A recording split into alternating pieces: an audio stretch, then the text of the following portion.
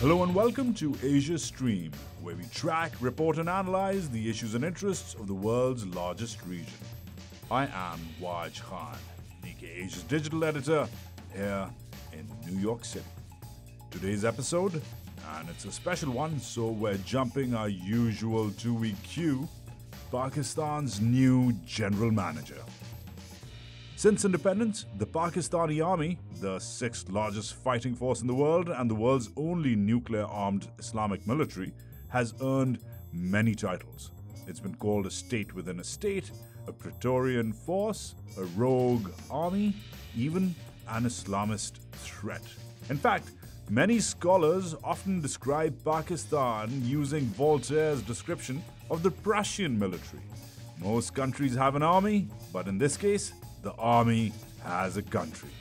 The descriptions are well earned.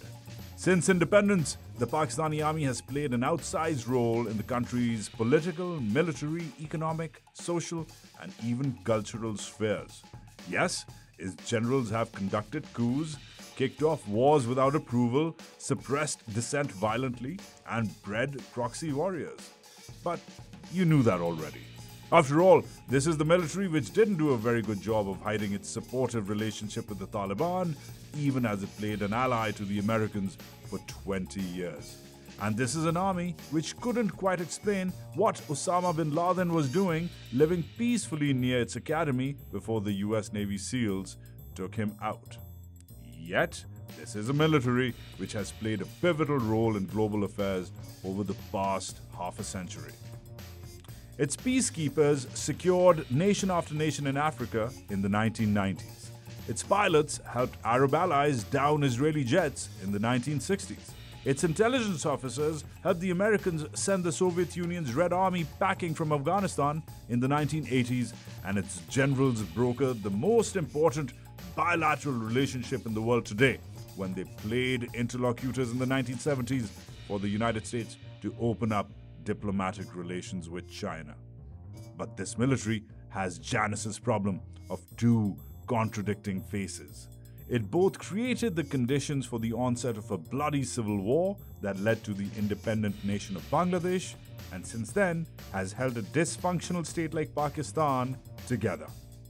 And in this checkered history, it's fought floods, built roads, battled polio, and tackled crime and terrorism. But at a cost, a very high cost. Political interventionism, eating up the lion's share of the national budget, running an intrusive police state, developing one of the world's fastest growing nuclear programs, and all with almost no accountability. Perhaps those costs are too great to bear for a country that is dead broke and awash with weapons and jihadists, has a very fat youth bulge, and resides in a very rough neighborhood. That's why, when there is a change of the guard in the Pakistan army, the world stops to take measure. Who is this new general? What are his intentions? What challenges confront him? And what will he do next to stabilize one of the world's most unstable, even dangerous countries? Strap those boots on. It's time to march. You're listening to The Sound of Asia, streaming in your ear. From Nikkei Asia, this is Asia Stream. A reminder that Nikkei Asia is currently offering an exclusive discount for our podcast listeners. Get 3 months of our award-winning coverage for just $9. To redeem, just click the link in the episode description.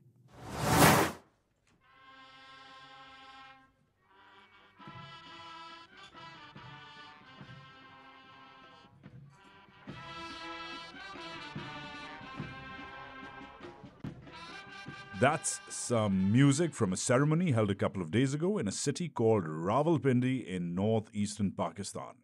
But there's nothing remarkable about Rawalpindi, or Pindi as the locals call it. Its overcrowded streets are filled with rickshaws and bicycles and kebab stands.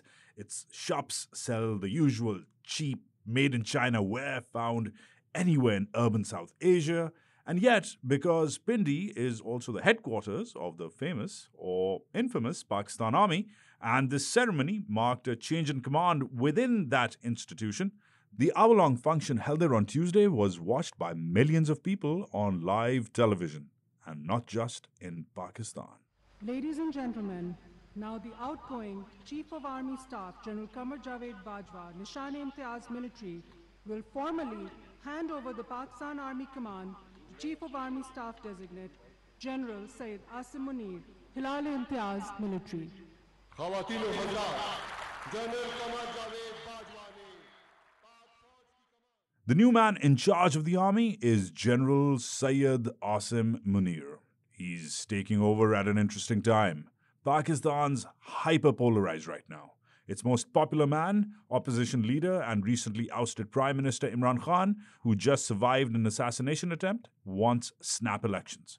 Just last week, the local branch of the Taliban declared war on the state, following up with a suicide bombing just this week. The country is still reeling from devastating floods, where about a third of the landmass was underwater and a fifth of the population was washed out of their homes. Economically, the country faces default. And as if all of that weren't enough, the rough neighborhood Pakistan lives in carries on being, well, a rough neighborhood. India is arming itself to the teeth and has recently threatened to attack territories claimed by Pakistan. The Afghan Taliban are ruling over a fast-failing state, triggering a humanitarian disaster, and the Iranians are fighting their own fires of civil unrest and sanctions. Meanwhile, things are tepid with former ally America, lukewarm with current ally China, and barely functional with the Saudis, who can be counted amongst the last patrons of the military and the country. Clearly, Pakistan's seen better days. And we're here to assess the next steps, because if modern history's taught us anything, what happens in Pakistan doesn't stay in Pakistan. In a little bit, we're going to be joined by Uzair Younus, a friend of the pod and the director of the Pakistan Initiative at the Atlantic Council. He will talk to us about the economic crisis that Pakistan faces, a job that General Munir didn't sign up for, but one he will be expected to solve.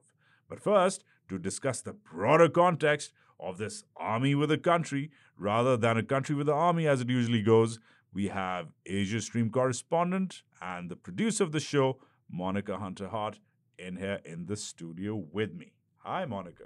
Hello. So I actually want to flip the script a little bit today. Oh, no.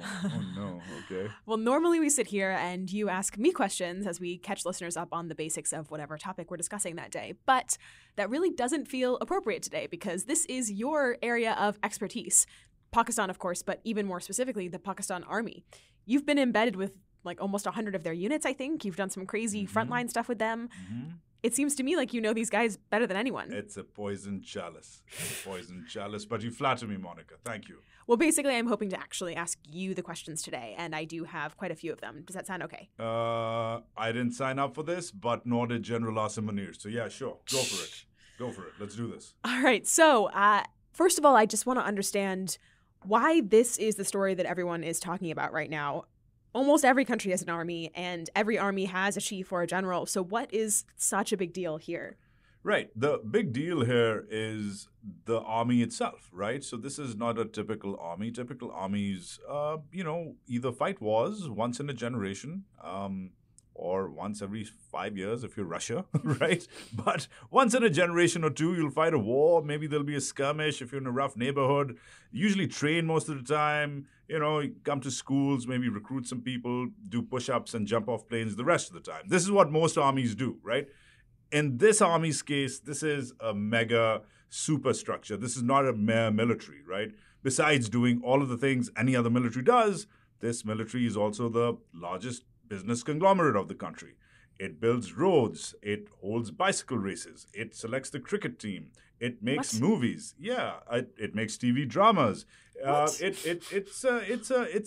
got a super duper presence in pretty much every aspect of national life. But besides that, besides the social bits or the economic bits, it also drives policy. the army chief is also the de facto foreign minister. In fact, the last army chief, and I did a story on him for Nikkei a few months ago. It's one of our best read stories this year. I'm very proud of it. The army chief was also the finance minister. He was sort of calling up American officials in the summer when Pakistan was facing default, asking for the US to bail Pakistan out by giving the IMF the green light. So in a way, this is not just some guy who's gotten here after, doing a few command courses and riding a few tanks and running it out in his early days. Sure, yeah, the typical stuff remains, but there's a larger aspect here about foreign policy, economic policy, social policy, national policy. I have to ask, are the movies that it produces any good? Oh, they're horrible. They're actually pretty bad. I mean, some of them are good, but listen, every state does propaganda. Putin's doing his own thing, even despite the fact that he's losing this war. But listen, just the very fact that this music we were showing and the pomp we were showing from the ceremony earlier in the episode. Now, this ceremony was one general literally giving a stick to another general, and they used to do this, back in the day, they used to do this in an office and somebody would take a photograph and nobody would really see it. But the very fact that they've started making this a parade, they've started in the last decade or so showing this on national television, it gets more and more elaborate every time. There's song, there's dance, there's announcements. People are it's like the Super Bowl, except it's a couple of old dudes in uniform, and people from New Delhi to New York are interested because the stakes are high. And the army knows that. It makes sure that its outsized presence is projected. The fact that they've literally taken this ceremony and made it out of nothing adds to their machine. Their propaganda arm has done a remarkable job. Being someone who's reported on the army extensively, I can guarantee you they've got a very sophisticated propaganda arm, but these days it's in serious trouble because of the one and only Imran Khan, whom I hope we talk about later in the show. So I'm really struck by something that I was reading, which is that as far as Pakistan's prime ministers go, not one of them in the entire 75-year history of the country has actually completed a full term. Of course, the most recent example of that was Imran Khan being, pushed out in April. And then on the other side of this, we actually have 16 army chiefs of Pakistan since the founding, and only one of them has resigned voluntarily. So I just want to be super clear here. General Bajwa, the outgoing chief, has left voluntarily, right? He has, and the numbers don't make sense. So prime ministers are elected for 5 years, right? And the very fact that this number doesn't make sense, there's been 23 guys and gals, one gal, 22 guys, who have not completed their term, right? Versus 16 dudes, all guys, who have either completed their term. Makes no sense over a period of 75 years. The math is wrong. And the math is wrong because it's political. Because generals tend to stay on over the 3 years, sometimes well over the 3 years. Most of them have outlasted their welcome. 4 of them have ruled by decree, emergency, or martial law. It's become fashionable for them to get extensions, multi-year extensions. These are supposed to be constitutional. Right now, I'm using the quotation marks with my fingers for those who cannot see me. But General Bajwa was 3 years past his official welcome, his official tenure. And that added that propensity to just stay on in power longer complicates not just the constitutional gap and disparity with the government in power, but also within the army.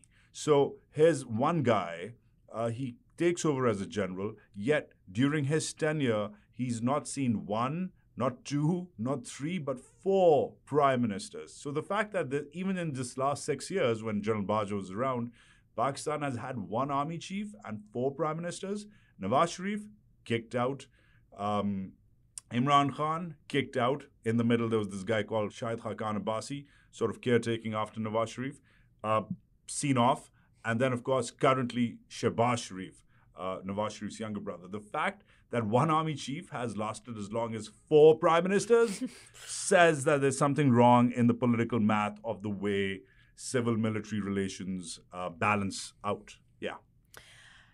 Truly, yeah. So we've now brought up Imran Khan lots of times. So let's just talk about him for a minute. As I understand it, there's some definite friction between him and this new chief, Munir. At the end of 2018, Munir became the head of Pakistan's top intelligence agency, but Khan quickly removed him from power. It was only 8 months later. Some say that that was maybe one of the earliest signs that Khan was beginning to break with the military. And he definitely did break with the military during his time in power and also since. He seems to have kind of changed the game when it came to the public's relationship with the army. He's been criticizing them, confronting them, and I guess has sort of made it okay to do that, if that's right. How is that going to affect Pakistan in the long run? And is that kind of more confrontational attitude going to be any kind of a challenge for Munir? Right. So first of all, Imran Khan is, he couldn't have gotten to the premiership without the army's blessings. But that's pretty much true for anyone who's ever led the country, right? Before Khan, the prime minister before Khan was Nawaz Sharif. Nawaz Sharif was in the 1980s and 90s groomed by the military to become the man he is today. He eventually broke away with them, just like Khan has broken off with them. Before Sharif, it was the era of the Bhuttos, and Benazir Bhutto's father, Zulfikar Ali Bhutto, he was actually a foreign minister in dictator's cabinet in the 1950s. Khan is just the latest one in a series of them. But Khan's different because had they done their profiling on him, and he was, in his time, one of the world's most aggressive cricketers, and obviously, if we're talking about Pakistani politics, we've got to bring the great game in. If they knew what this guy was about, he's more dangerous outside than he is inside. So while other prime ministers have been sent off packing with their tail between their legs, or been executed like the Bhuttos, like Zulfikar Bhutto was, or jailed, or fined, or tried. Khan is on the loose and is also proving to be a liability. And he has, through his protest movement, which has been ongoing for a better part of this year, he's really turned the tables on these guys. Like what Khan has done in the last few months, no single politician, activist, protester, writer, poet, filmmaker, revolutionary, dissenter has done in 75 years, collectively speaking. Imran Khan has made it okay for you to go on Twitter today and say whatever you want to say about the army, including 4-letter words, and tweet it away and make it go viral. He's made it okay for you to go to any one of his rallies, and there's multiple ones going on any given day in Pakistan, and write anything you want on a placard or on your T-shirt or on your flag about the army and put it up. So he's made it okay for the army to be called not so okay. And that hasn't happened in a while. Now, he's paid a price for it. Just a few weeks ago, he survived an assassination attempt. He literally blamed not just the prime minister, for, affording it, but also generals within the army. He named people in particular. So he's on a warpath with these guys. Now, the very fact that you mentioned this new chap, General Munir, the details of his relationship with Khan, yes, they had a few months together. He was Khan's first intelligence chief. It was Khan's first few months in office when they met each other. The reports are hazy, but this is what we know. Khan wanted a loyalist in office. Him sacking Munir, the new chief, has less to do, I think, than his problems with Munir, and more to do with him having a man crush on his loyalist, Faiz Hamid, who, by the way, has now been forced out by General Asim Munir in one of the first moves he's made. So he's pushing Imran loyalists out of uniform. So much drama. It's a lot of drama. It's a lot of drama. This is like a South Asian Game of Thrones, and it's on. It really all the sounds time. like that, yeah. Well, okay, so I don't want to go into too much depth here because I want to bring on Uzair pretty soon, but can you just tell us a little bit more about Munir himself? I'm just curious, is this like meet the new boss, same as the old boss kind of situation, or is he really going to shake things up maybe? You know, the profiling has been interesting about him. The Indians watch the Pakistani military like New Jersey watches New York, right, with disdain, right, and keen interest. But the idea is that one thing which has been going around is the fact that General Munir is a scholar of the Quran. He's a Hafiz Quran. That means I did see that. He can shoot off any para, verse, or word at a, he's memorized it. Some folks in the Western press as well think that is a sign of his fundamentalism. But the military is pretty good at weeding out the crazies, especially at this level. The fact that the last 4 jobs he had before this one, over the last decade, were all pretty important to one degree or the other. He's the first general to have held the leadership positions in 2 of the country's most important spy agencies, military intelligence as well as the ISI. Mm-hmm. In a place like Pakistan, being spy master of not just 1 but 2 agencies is a pretty big deal, considering this is an agency state. This is an intelligence-run police state. So the fact that he ran the MI as well as the ISI, then the fact that his last few years on the ground have been focused on military formations, which are really on the radar right now. He's commanded an area where Indian troops are facing off with Chinese troops, even as we record this podcast, in the heights of the Karakoram and the Himalayas. The Force Command Northern Areas Division, which is the highest battlefield in the world. It's where the Pakistani, the Chinese, and the Indian militaries are all eyeball to eyeball with each other. He was in charge there. And then he had a pretty cushy post in Gujranwala as Corps Commander of the 30th Corps, but even that is an India-centric formation. So he's had his eyes on India for the last several years, but his eyes on the dark arts as well for the last few years. So that being spying, yeah. So premised on his experience with India and the dark arts, the fact that he was the ISI chief during the negotiations between the Americans and the Taliban, right before the U.S. pullout, also says something. So he was the guy who oversaw the deal. And Pakistan, as you know, played a pivotal role in the deal that allowed, the Americans to walk out with some degree of their heads held high. We did see that massacre in the last days of the pullout and that debacle near Kabul airport. But more or less, the Taliban declared a very long ceasefire, letting the Americans pull out. Not one American soldier, Marine, airman, sailor was killed in the last days of the Afghan war by Taliban hands. The IS did attack the US, but that's a different story. He saw that peace deal be executed.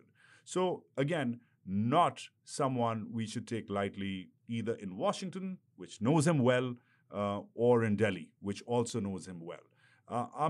As far as his political activities are concerned, that's also part of his job. Whether you like it or not, the Pakistani army chief is also the reason I called him the general manager. Yeah, I was going to ask about that. Yeah, the reason I've titled this episode "General Manager" is it's a little tongue in cheek, but that's what you sign up for. You are the governor general of sorts in a country where civilian institutions have not been allowed by hook or by crook, by default or by design, to excel, where there's vacuums across pretty much every strata of governance.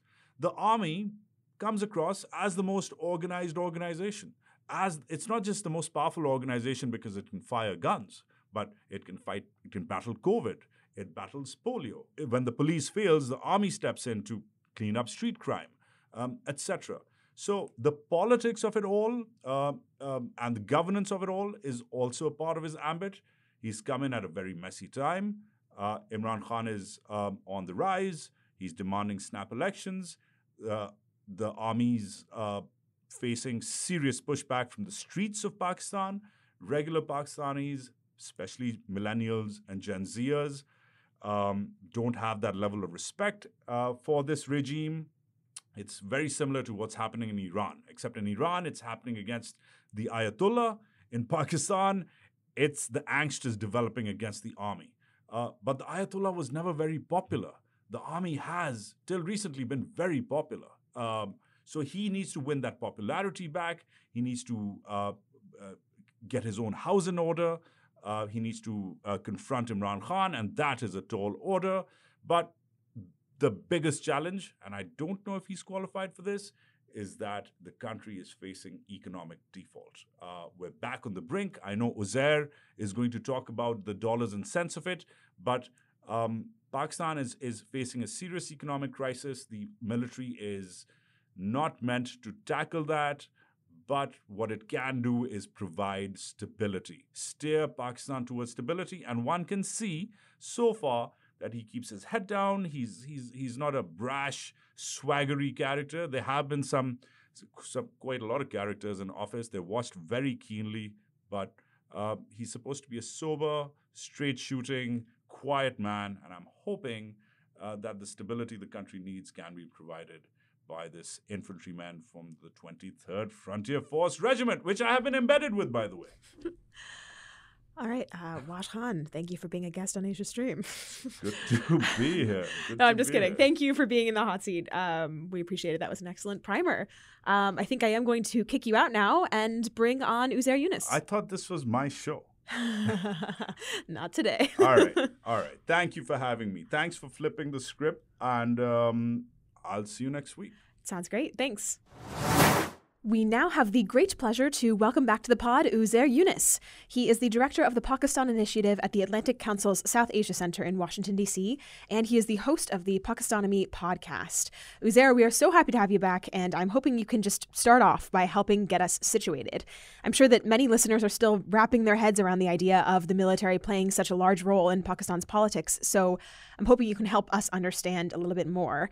Exactly how much control does the army chief have over economic matters? Well, see, it's grown a lot over the last few years, particularly over the last 6 years of General Bajwa, who just retired as the Chief of Army Staff. In the very early months even of him becoming chief, he started talking about things like Pakistan has too much foreign debt, started meeting business leaders, starting addressing business leaders at chambers of commerce in Karachi and Lahore, the two big economic centers of the country. And so through that, in the very early days of him being the chief of the army, that role began to grow. Now, of course, Pakistan's military has been dominant in the economy for decades before General Bajwa became the chief of army staff. It operates everything from serial manufacturing companies to banks and infrastructure providers as well. So over the last 6 years, a lot of that has grown tremendously, not only because the chief took such an interest or the business leaders went to him to talk about problems they were facing in terms of governance, but also because Imran Khan's government, when it came into power in 2018, ceded much of that space. So for example, you heard in conversations in Islamabad that even tax policy matters got input from the military, and the military was providing that input because business leaders are going to the chief, not to the finance minister. So that's how protracted the challenge has become over the last few years. Got it. So what are the economic problems facing Pakistan right now that the army chief will be expected to help solve? Well, see, there are three broad challenges and they're feeding off of each other. So it's not like they're in isolation with one another. The first one, obviously, is the fact that Pakistan barely has 5 weeks of foreign reserves left. And it has, in the first week of December, $1 billion of bond payments coming due. $500 million, in addition, has been received from the Asian Infrastructure Bank, AIIB. So basically the delta there is a negative $500 million at this point in time. Obviously, Pakistan depends on the largesse of its key allies, among them China and Saudi Arabia being the largest ones.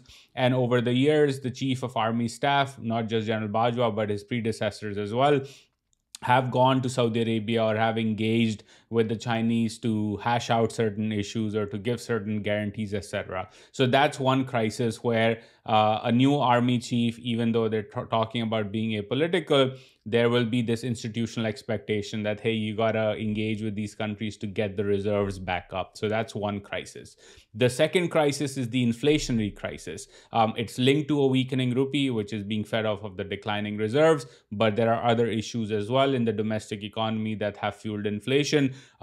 That crisis impacts the army chief because this is one of the world's largest armies, 600,000 soldiers, right? So all of a sudden, if inflation is 26% year on year, you as one of the largest employers in the country will have pressure institutionally to say, hey, boss, our soldiers are not too happy because their real incomes are declining. Inflation is 26%. You got to give them a pay hike. Obviously, that is a political choice. The finance minister has to give pay hikes. So that's a second area where he will feel pressure and the need to get involved or the need to have a say in economic matters. The third, linked to salaries, linked to tax policy, etc., is the broader fiscal deficit. Pakistan has been running super high fiscal deficits for a number of months now. The IMF is not happy about it. They're saying you got to raise taxes, cut spending. One way to raise taxes, for example, is to impose, and many people, including myself, have been arguing for this for years, is to have a real estate tax, a meaningful real estate tax. And over here, I'll just give a tidbit of data for your listeners that the city of Pune in India, which is a large city but not the largest city in India, raises more in real estate taxes than the entire province of Sindh in Pakistan. That's how distorted the tax market on the real estate side is. But again, that draws in the military because the military operates these housing societies called DHAs, Defense Housing Associations. There are a number of them across the country. Generals own that land. They make a lot of money off of that land, even when they get allocated that land, etc. So all of a sudden, if a finance minister tomorrow takes my recommendation on board and says we're going to tax real estate so that we don't have this kind of a distortion in the market, well, the military will get involved once more. I want to go back to the first problem you mentioned. So during the 6 years that the outgoing army chief, General Bajwa, was in power, he emphasized diplomacy. He traveled all over the world building relationships. He spent a lot of energy maintaining Pakistan's alliances with China and Saudi Arabia, which you've touched on. And those relationships are more important than ever now, given this shortage of foreign reserves, because Pakistan really needs deposits from China and Saudi to boost them. So does that dire need for foreign reserves mean that the incoming General Munir will be forced to use the same diplomatic playbook as Bajwa? How do you think this reserves crisis will impact foreign policy under Munir? I think this will be an interesting moment to watch, right? Because on one hand, you have the military leadership saying we want to go back into the barracks, so to speak, or be apolitical in terms of the language they've used. But as we talked about, there are crises that will draw them in. And on the diplomatic side, whether it's the Chinese or the Saudis or even the Emiratis and the Qataris, they have had this long period of time going back as far back as Kayani, who was the chief right after the dictatorship of General Musharraf was over in 2007-8, that they feel the army as an institution has a more long-term view and they're more reliable as actors. When they give certain guarantees, they get acted upon. So again, there will be this probably expectation in foreign capitals in China and Saudi Arabia and UAE in particular that, we got to engage with the new chief because that's who is going to be in charge for the next 3 years, maybe longer than that if he gets an extension. We don't know where the civilians will be even 6 months from now. So that expectation is on the external side, likely to draw them in once again or draw General Munir in once again. The other issue over here is that over the years, you've seen the civilians sort of outsource domestically this kind of diplomacy to the military itself. So, for example, in the Imran Khan year, General Bajwa went to China when there were issues around CPEC. Khan's minister said something the Chinese did not like. He was firefighting that. The foreign minister, Shah Mahmood Qureshi, in that era said something about the Saudis that the Saudis didn't like, and General Bajwa was back in Saudi Arabia to sort of smooth over those differences. So that outsourcing is also going to be a problem on the civilian side. Now, whether they want to take that back or are capable of it remains to be seen as well. So I think both those challenges are there, and there will be this expectation for a new chief as well to say, hey, you know what, the military is suffering reputationally given the way General Bajwa left things. We need to rebuild our reputation. Maybe some advisors will tell General Munir, hey boss, if you go to Saudi Arabia or to China and bring a few $1 billion back, that will help us position you as sort of the savior of Pakistan. So that temptation also might creep in. It's too early to say how this will play out, but again, these are some of the scenarios that might play out in the coming months. And can you explain how the pressure of inflation, and inflation in Pakistan is among the highest in South Asia, may impact the next few months to a year for Munir? Yeah, so look, over here, again, if you go back to January 2019, I've been collecting this data since then. Bangladesh, India, and Pakistan, if you compare the three countries in the subcontinent, Bangladesh and India since 2019 have had inflation of roughly 25%, give or take a few percentage points. Pakistan has had 65%, so more than 2x the rate of inflation in the other two countries. That basically means that for the last 3 years or so, ordinary Pakistani citizens have lost a lot of purchasing power because of sky-high inflation. 600,000 soldiers, as I mentioned earlier, in the Pakistan Army. Many of them are not the elite generals with access to DHA plots and privileges and perks like that, right? So they're also suffering, much like the ordinary laborer in a bazaar in Pakistan is suffering. So that inflation crisis now will mean that the new general will feel pressure internally to give them a pay hike. But also, what are you doing about the economy, especially when there's this perception that the military brought the current government into power because they were done and fed up with Imran Khan. So I think that will draw him in again. And if inflation does not ease, again, in the early months, General Munir might say, I want a low profile. This is none of our business. Let's go back. But the longer this economic crisis persists, the higher inflation keeps going, the more pushback and the more pressure he will face in terms of wanting to do something about it, because 600,000 soldiers will be agitating, saying, either you give us a very high pay hike, well, you can't because the economic situation is dire, or you do something to fix governance and fix inflation in this economy. Pakistan is scheduled to have its next general election about a year from now in October, but Imran Khan might force them to happen earlier, maybe even this spring. Now, as you've said several times, the military is claiming to be an apolitical force, but is it actually possible for the military to really be apolitical in the run-up to this next election? And what are some scenarios for how General Munir's appointment might affect the election? Yeah, so I think currently this appointment is a blow to Imran Khan because his entire campaign in the last few months was to prevent this outcome. General Munir fell out of favor with Imran Khan. He had one of the shortest stints as DG of the ISI, Pakistan's intelligence agency. And so, even in conversations, private conversations with PTI leaders, they would say in so many words that General Munir was not going to be their favorite among the lot that was up for promotion. But now he is the chief of army staff.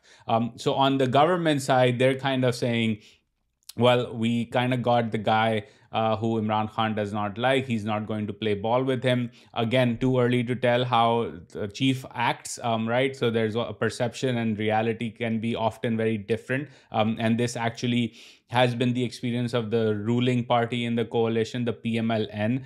They've picked numerous army chiefs and have had a fallout with all of them. So whether this is an exception, we don't know yet. And so I think it remains to be seen. But again, the longer the economic crisis goes on, the more people will start paying attention to Imran Khan's logic, who's been arguing that the only way out of this instability, economic and political, are elections. And they've been asking in so many ways for the military to play its role, unconstitutional role, by the way, they don't deny that, unconstitutional role, to force early elections, to get the government to accede to the demands of the PTI. And again, General Munir might be able to resist that urge for the first 2, 3, 4 months, but if things start going south or keep going south, he may face pressure to say, hey, you know what, time out everybody. Let's force you to sit around a table and hash out an election schedule ahead of time. Under the term of outgoing General Bajwa, the military only became more involved in Pakistan's politics, arguably destabilizing the country further. Is there a feasible scenario in which the power of the military decreases in comparison to the civilian government anytime soon? What would allow that to happen, and could it happen under General Munir? I think this is entirely possible. There is a great example in East Asia, Indonesia, that made that choice. And after the Asian financial crisis, Suharto stepped down and there was a plan and it was executed upon consistently, right? These things don't happen overnight. So it's not like today there's a lot of influence of the military in the economy. Tomorrow it's going to go down to zero. It takes two to tango in this dance as well. So on the one hand, yes, you will have to have a chief that is okay with, stepping back even when leaving a vacuum causes more instability in the near term, because you got to let the process play out. So on the one hand, he has to be careful not to sort of intervene again when things start going south or the acceleration of things going south picks up. And then on the other, the civilians actually have to govern better and push the reforms or do the necessary things that, put the economy back on a sound trajectory, on a sound footing moving forward. I think it will take a lot of time, and it's not an extremely likely scenario that all of this plays out the way it played out in Indonesia, primarily because in the Indonesian case, the military itself put out a plan that says, here's how we're going to step by step do this. Pakistan's military has not done that yet, at least not that we know of. And so we will see where this goes.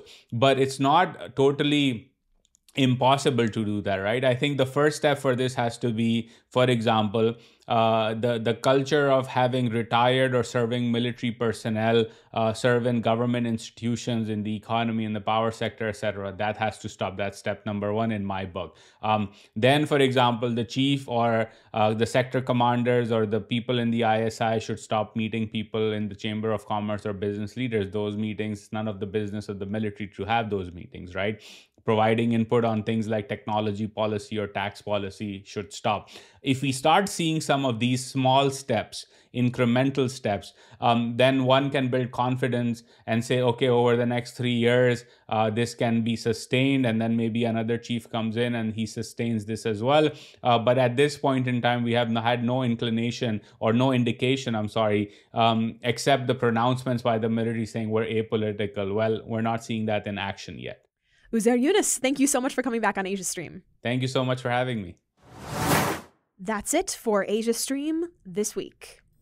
As always, we are very grateful that you listen to our coverage, but we also highly encourage you to read it. There is so much out there that we don't have time to cover on the pod, so head to Nikkei Asia at asia.nikkei.com, both for more coverage of Pakistani politics, but also all things related to Asia. If you enjoyed this podcast, please share, subscribe, and leave us a review. And a last reminder that Nikkei Asia is currently offering an exclusive discount for our podcast listeners. To get the discount, just click the link in the episode description. This episode was hosted by Waj Khan, and I am your lead producer and correspondent, Monica Hunter-Hart. We'll stream again in 2 weeks. In the meantime, we'll watch the early days of Munir's tenure play out. Will the military and civilian government begin to repair their relationship and work together more congenially? Let's hope so. After all, teamwork makes the stream work.